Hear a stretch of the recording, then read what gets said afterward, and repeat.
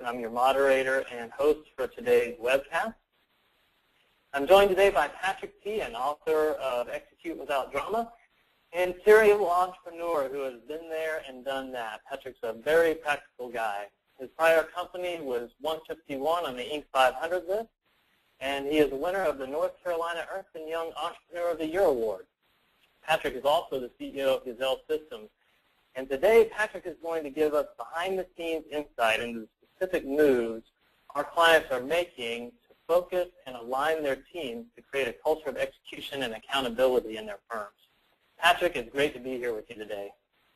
Hey, Ryan. It's great to be here, too. I'm excited.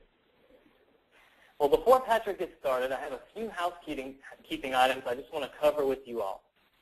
First of all, how is the audio? Can you hear me well? Your call is muted, so please ask questions throughout the webinar using the control panel, and there's an example of the control panel on the slide you're viewing right now. So please, if you would just chat in right now, let me know how your audio is. Let me know if you can hear me okay. That would be great. All right, looks like a few of you can hear me, so if you can let me know if you can hear me, great. All right, there's a couple more. That's good. So throughout the webinar, as you have questions, please enter those in your chat window, and that way we will be able to see your question and answer them throughout the webinar. This webcast is being recorded, and you'll receive a link to the recording when it's available for use after the webcast today. So without any further delay, I'll turn it over to our webcast speaker, Patrick T. Patrick?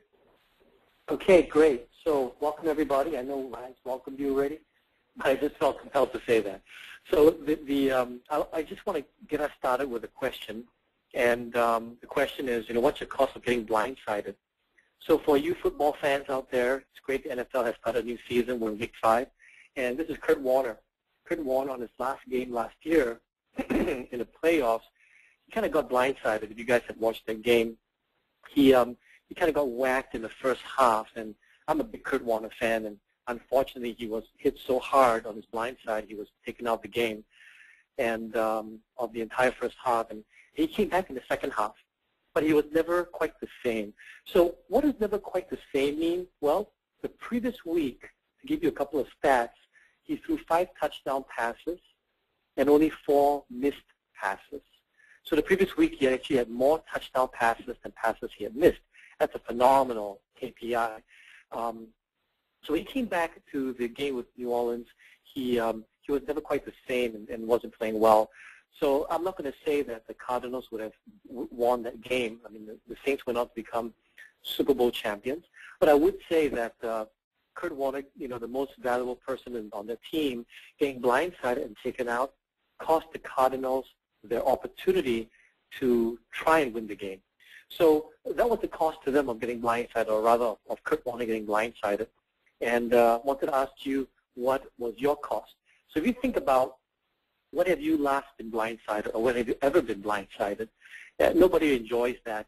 Most people tell me that they don't need to learn how it feels to get blindsided. They don't need to be this picture. They say, Patrick, I'd rather learn vicariously through someone else who has been blindsided. But I do want to pause for a second and wanted to ask you guys to think about the cost of you guys getting blindsided. And I get blindsided. I've been blindsided before. It's been painful. And one of the things I will talk about today is, what happens when a client quits on you and you're surprised. Well, that was getting blindsided. So think about, what it cost you in your case of getting blindsided, and let's see if we can work on those couple of problems today. So what are some of our winning clients doing? I still have the privilege of working with some clients privately, less and less these days as I do more speaking, but I do enjoy the practical work of helping my clients solve their problems. And most of our clients are doing well, even in this tough economy. And today, most of them are focused on building a culture of execution. What does that mean? Well, that means getting the people more aligned, more focused on the same things, and then finding ways to help everyone be accountable. So that's kind of what they're working on. And I thought today we only have an hour together, or 45 minutes, and so I thought today I might just share two things, go over two ideas. One is how to align your team from top to bottom, and the other one is how to measure your customer health, how your customers are doing with you before it's too late, before you get blindsided. And I always like to tell folks that when you go to a workshop, you really want to focus on, just taking away one thing you can do versus too many things. I find that when you take away too many things to implement, you end up implementing nothing.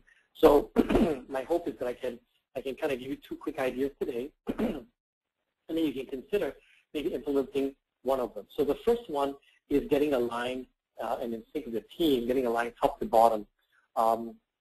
Companies, this webcast is focused on companies north of 10 million. It's about 45 to 50 people or more. And what I found is that lots of companies in this space begin to grow to the point where you have multiple offices, you have multiple departments, you have multiple groups. Some of you are even in multiple countries. And then very slowly or very suddenly, we find that it's difficult to get everybody kind of aligned on the same thing. And alignment used to be maybe a theoretical concept that now becomes a very practical, in-need concept. So the question is, if you have people, multiple departments, multiple groups, multiple offices, multiple countries, how do you get aligned? And I'll share with you a quick story. One of my clients in Waymobile, I believe they're actually on this webcast as well. So I want to say hello to them. And Waymobile is a leader in what they do. They are a mobile marketing firm that helps you get connected to Latin America. So if you guys feel the need to market mobily to folks in Latin America, these guys are in almost every country there. And their challenge was that they have all the challenges which I mentioned earlier. There are multiple countries. They have multiple groups. And the question is, how do we get all our people from top to bottom kind of aligned on the same thing, focus on the right things, and focus on the right KPIs? And so what these guys do, by the way, is they have the Rockefeller Habits Train. They have a 90-day rhythm that most of you guys are familiar with. They have quality planning every quarter, and they really plan out their quarters. But what, in addition, that they do is that they take that plan and they cascade it down to every manager, and then the employees can get linked up so that everyone is connected to the company's main thing for the quarter. And in doing so in the last 2 quarters, they have been much more focused and have had good results by doing that. So the first thing I wanted to emphasize is the execution rhythm. 2 days of planning and 90 days of execution every single quarter. And guys, this is table stakes. I mean, at your place in company development, I hope all of you guys are doing this because this is table stakes. What I've seen is every company I work with either has some version of this or they do this exact thing.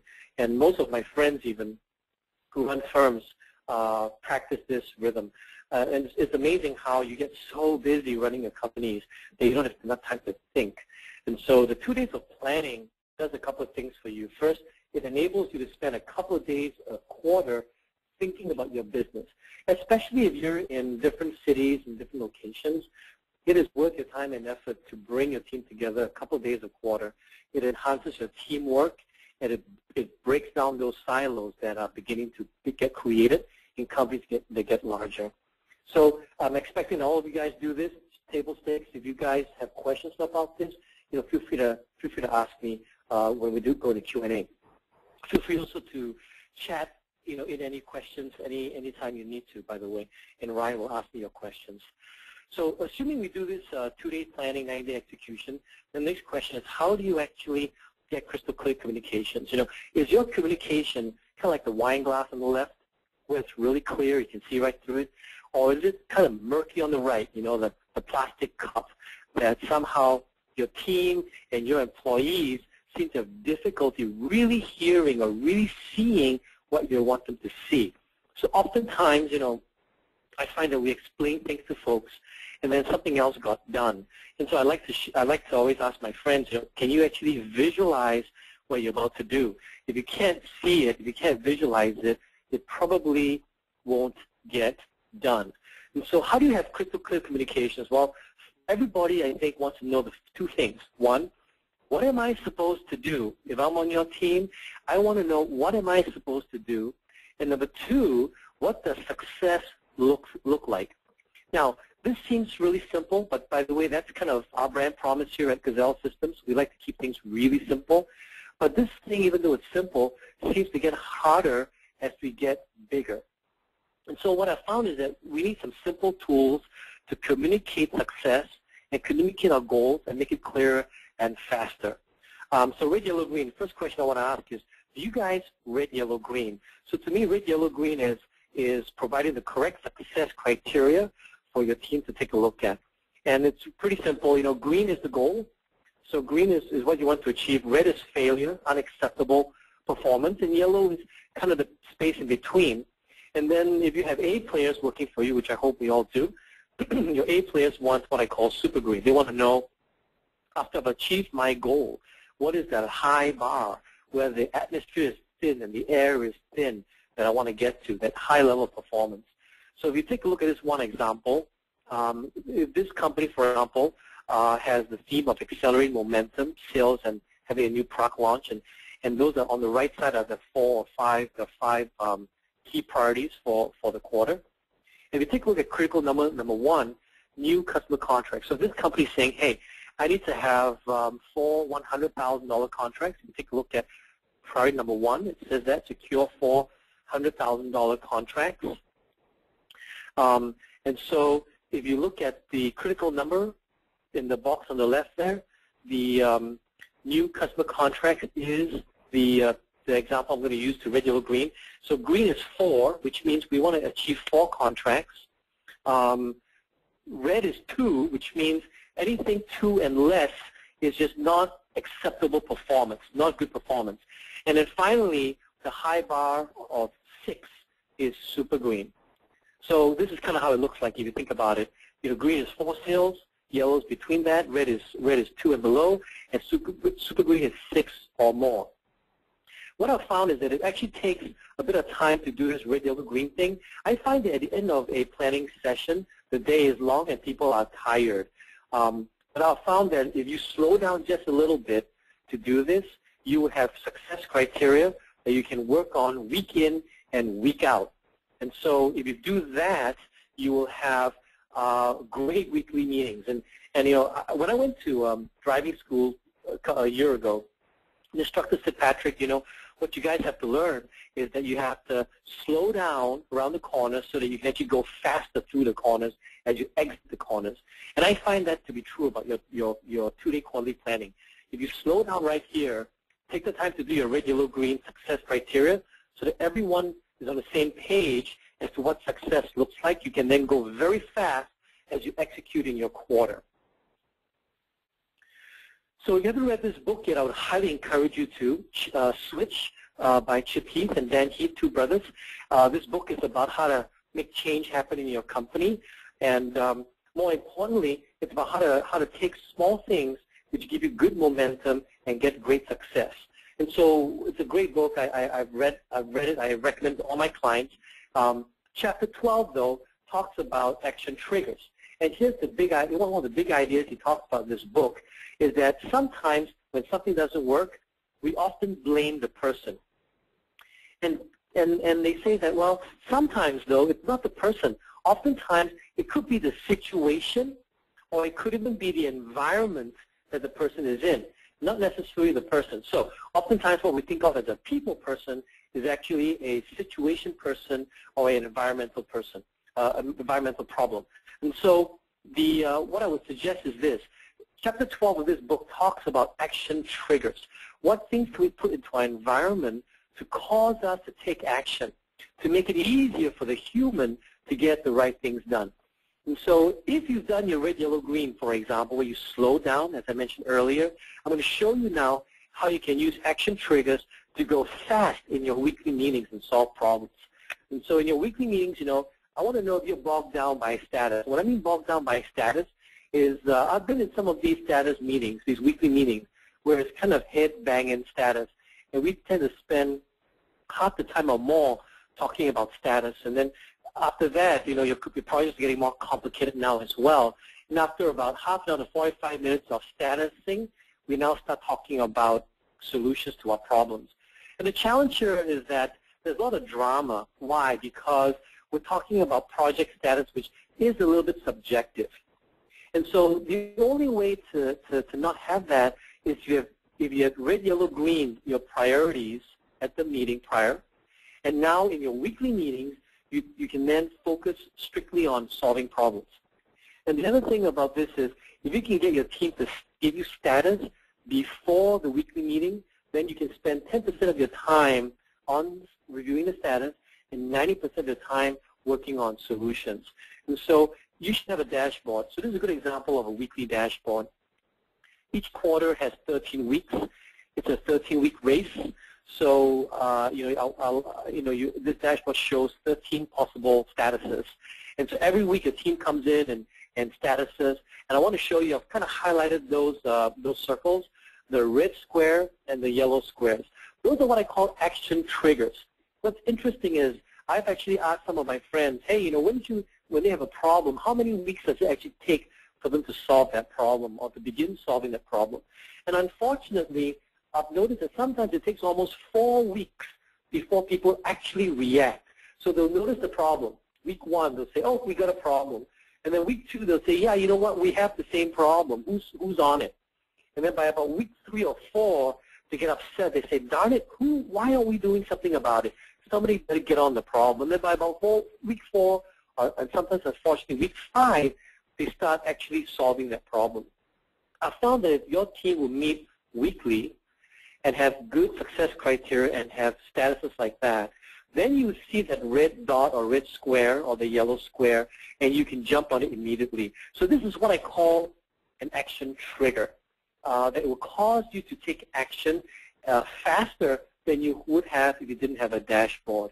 And so if you find that you're being bogged down by status and not actually achieving your goals fast enough, you may want to consider a weekly dashboard like that. And the key to this, by the way, again, is that there's specific success criteria. It is not subjective. It's not somebody saying, hey, I feel green today, or I feel super green today, or I feel red today. There's specific success criteria that makes the red, yellow, green objective. And so if you've done that, then the question is, as you guys are larger firms in this room with me today, or in this virtual room, I should say, how do we align your team from top to bottom? And so the first part was, your 2-day planning session with the executive team. As I mentioned, that's kind of table stakes. I kind of expect all of us to do that. If you did that, you'd have your company plan. Your company plan would have your main thing and your theme, your top 5, and everybody needs to know your top 5 rocks and your top 1 of 5.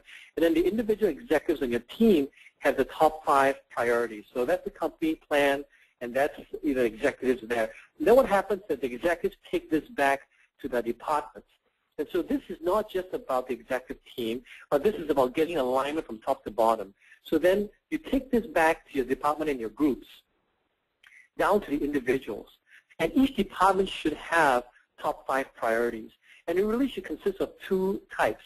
It should consist of priorities that align to the company's main thing and theme, basically what to help fulfill the company's plan for that quarter. It should also have 1 or 2 operational priorities. And these may be operational priorities at the department level that the executive team didn't need to see, but it's important for the department or group to be successful. And then, just like at the executive level, each team member needs to have individual top 5. So if you do this, then you can actually link each individual's priorities to what the department's trying to achieve, and then back to what the company is trying to achieve. So that's kind of how you link it from top to bottom. Now, I worry, by the way, not about your team members doing what you've told them to do. I think most of the time, at this stage of the game, hopefully you're hiring smart guys and gals. Hopefully you're keeping them smart, and hopefully they're doing a good job for you. And if they're not, that's a different problem, a different question we need to talk about, right? But the smart guys and gals in the room that work with you, I often find that you're not getting the most out of their brains because they don't understand how they align up to what the company's trying to achieve. So like I said earlier, I don't worry about them doing stuff that you've asked them to do. I worry more about getting them to be creative and do more things that you didn't ask them to do, by them understanding what is the company's long-term goals as well as short-term goals for the quarter. And I've always found that the teams I work with, they really understood what the company is trying to achieve that quarter, and they were really good creative teams. They'd surprise you with wonderful stuff that you wouldn't even think of, and you would achieve the company's goals even faster. And so to me, that's what alignment top to bottom should get you. It should be that your team is creative, getting things done that you didn't even think of asking to do, that ultimately speeds up your company achieving your goals. So I have two things I wanted to share with you today, and that was the first one. And aligning your team from top to bottom.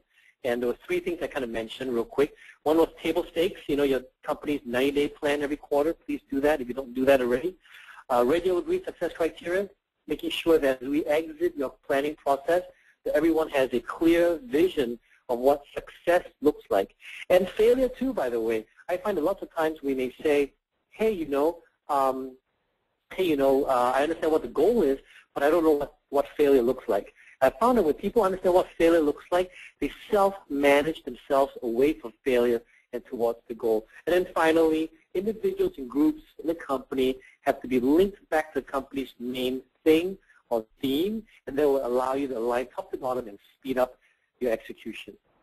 So I'm going to pause real quick and see if there are any questions from the room. So Patrick, I have a couple of questions here. The first one is from Daniel, and Daniel asks, what tool are these companies using to cascade to all their employees? So the question is, what tool are they using? Well, there are a couple of tools out there to use. I mean, on our side of course, we have, Gazelle Systems has a tool that is tuned to what we do at Rockefeller Habits, and we call that execution coaching with rhythm. So the dashboard that you saw come out of that. I've seen other people use a combination of SharePoint and Excel sheets to kind of achieve part of what we try and do. So there are multiple ways you can go about doing that. Well, that's a good question, by the way. And I do think that it is important to actually have a tool to give you some discipline, because it's not 20, 30 people anymore. It's 40, 50, 100 people now. So some tool that gives you just enough discipline, not too much discipline, just enough discipline. Yeah, and that was the other question. Did you do this on SharePoint? So the screens that we saw were from Gazelle Systems software called Rhythm. There's another question. Says, how do you red, yellow, green something more subjective like employee satisfaction? That's a good question. If you think about subjective stuff, what you can do is you can put an objective score on a subjective thing. So, for example, one of my clients uses the Net Promoter Score, which was really built for customer advocacy and satisfaction ratings. And the Net Promoter Score says, on a scale from 0 to 10, how likely are you to refer someone, to refer a friend or colleague, right? So that's the Net Promoter Score. If you don't know what I'm talking about, I apologize for that, but the Net Promoter Score, you can kind of read up on that.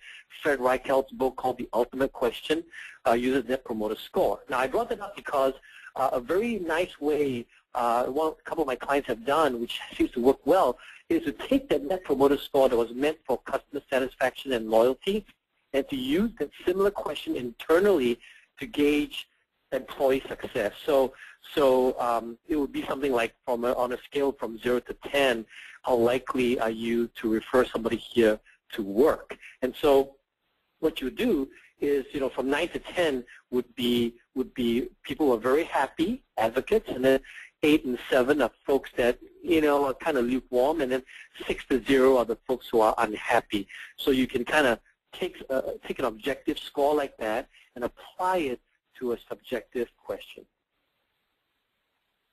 Thanks, Patrick. And one more question from Joseph. Yes, should you have red, yellow, green for each of your quarterly rocks or just your top 1 of 5?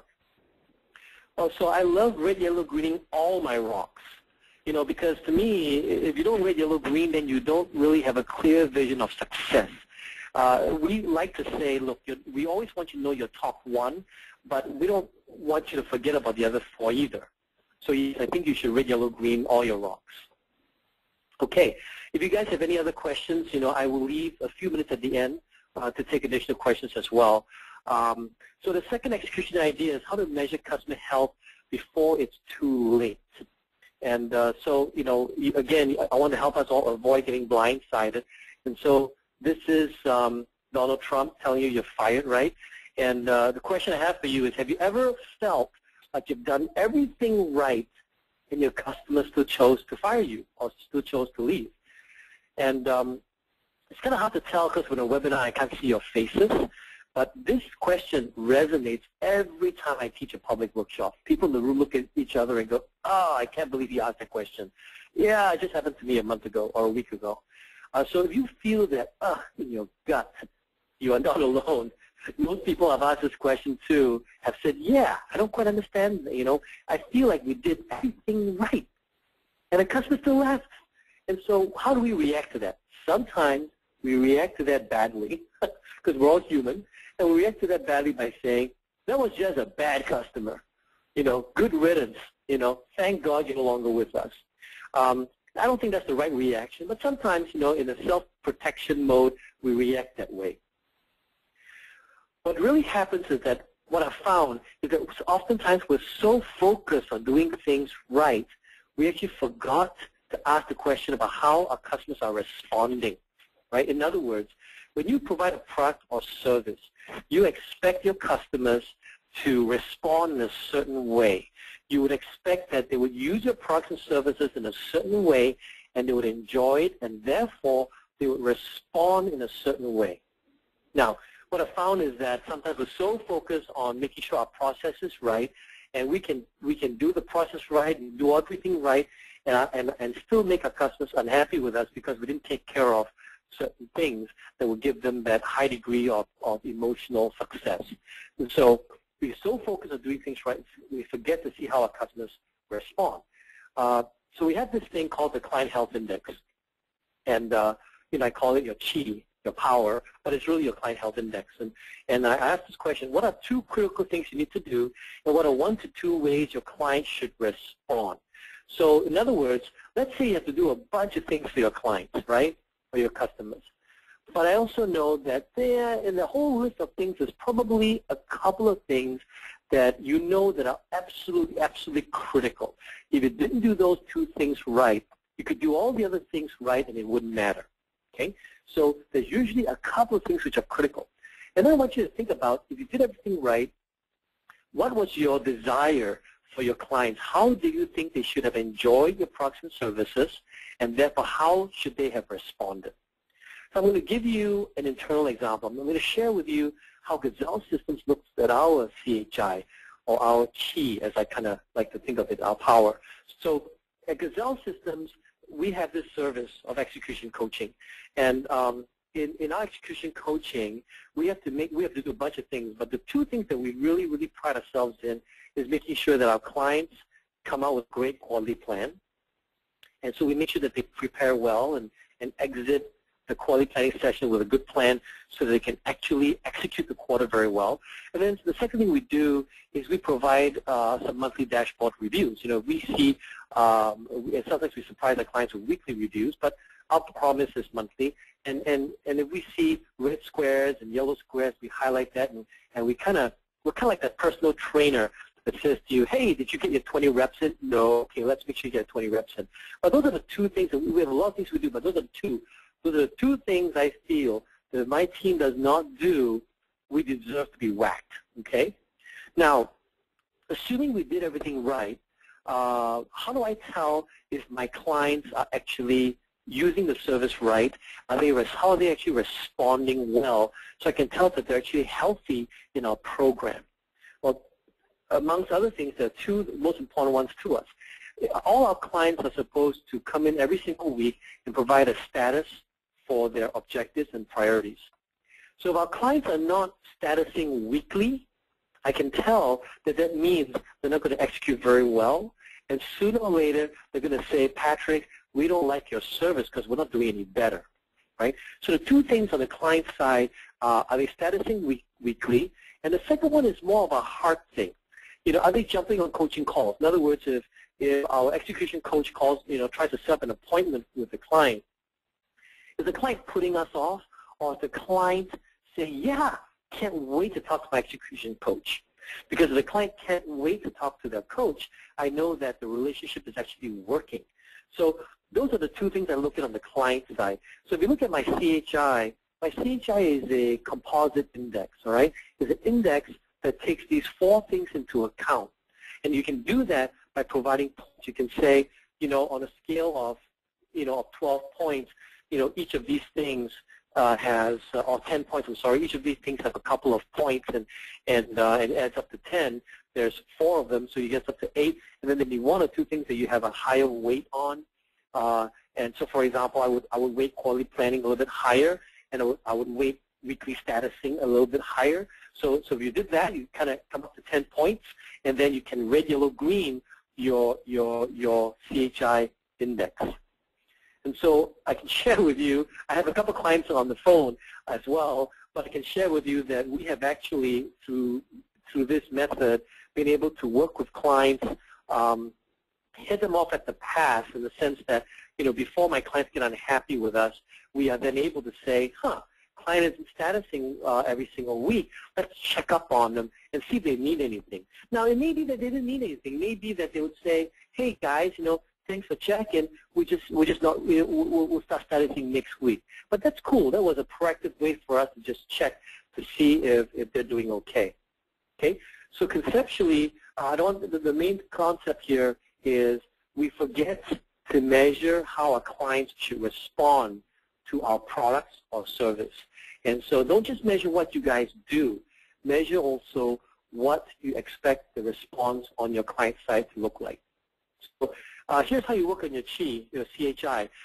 You should sit down. I would suggest that you sit down with your team and really discuss how your client should respond. And then, figure out how you're going to measure it, but more importantly, have an action plan for a poor response. Right? Have an action plan for poor response. And again, poor response doesn't necessarily mean that your client is in trouble with you or you're in trouble with your client, but it's a leading indicator. It's a leading indicator for you to work on stuff now to protect your client from potentially leaving you later. And so I'd love for you guys to take a minute or two and see if you have any questions, or work with if you were sitting in a room with your team together, now's a great time to just sit down for 5 minutes and work on your CHI. Okay, I do have one question from the group. What are some standard factors we should think about to develop a great customer health index? So the customer health index is always a difficult one because it's going to be unique for every single company. But the 2 factors or criteria I try to look at is, one is you got to touch the heart, you got to touch the head. What I mean by that is one of my clients one time said to me, I can't believe we're doing everything right. Why did this client leave us? And the CEO actually said to them, hey, it's not what we did or didn't do, it's how we actually made them feel. And so you could do everything right, but if you didn't do it with the best, with a way to help your client have the right emotional response, you've kind of missed that boat as well. So I think that there's 2 main criteria I look at. One is what I call the hit factor. There's got to be something in there that is factual, that measures the response. And then the second one is, I don't want you to forget about the heart factor. There may be things that you want to think about that gets the correct emotional response from the client that you can measure as well. So if I go back to my personal example here, the weekly status, that to me is a hit factor, from the client. And then jumping on coaching calls, that's an emotional thing. That's the heart factor. Are the clients looking forward to our coaching calls, or are they actually dreading it? Thanks, Patrick. I have one other question here. What are some other important KPIs that you see your clients using? So I couldn't hear you, Ryan. Say that again. Yeah. What are some other important KPIs that you see your clients using? Okay. So some other important KPIs. Well, the short answer to your question is I think you should, first of all, focus on leading indicators, things that are more predictive versus things which are already there. Most of you don't need any help from me on results indicators. Results indicators like revenue, profit, that kind of stuff, revenue per head, that kind of stuff. So most of my clients are looking at discovering the right leading indicators for their company in the areas of on the relationship, on the people side, customers, employees, shareholders, and on the process side, looking at their make-buy process, looking at the sales process, looking at their in-house accounting, financial process, how to keep good records.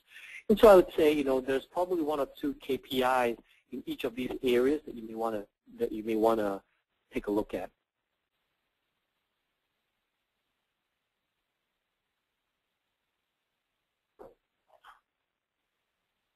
So by the way, those are the 2 things I wanted to share with you today. The aligning it from top to bottom, and then not getting blindsided by your clients quitting on you is working as CHI. So we have a survey though I want to make sure I mentioned this, that we do have a survey that's going to pop up after I finish the webcast, and we would love for you to just provide us with some feedback, because we would get all these requests for webcasts. I want to make sure that we're giving you stuff that you want to learn and stuff that's helpful for you. And so I'll stick around if there are any other questions at all regarding these 2 topics. Hey, if you have any other final questions, go ahead and type those in now. And Patrick, thanks so much for taking the time today, and thank you all for attending our webcast today. As Patrick mentioned, please help us by just taking a minute to give us some feedback when the webcast completes. And just a reminder as well, the webcast was recorded, and you'll receive a link to the recording when it's available for use after the webcast today. And so again, thank you very much, and have a great day. And so Patrick, I do have a question here. Can we have a copy of the PowerPoint? Sure. What we can do, is we'll probably have to put this up on our site and send you guys a link if you would like a copy of the slides. So can you, Ryan, can you just take down the email or have people email you, and we can get that done? Sure, we'll do that. Or email me. All right. All right. Okay, thank you very much. Have a great day, and talk to you soon. Bye-bye.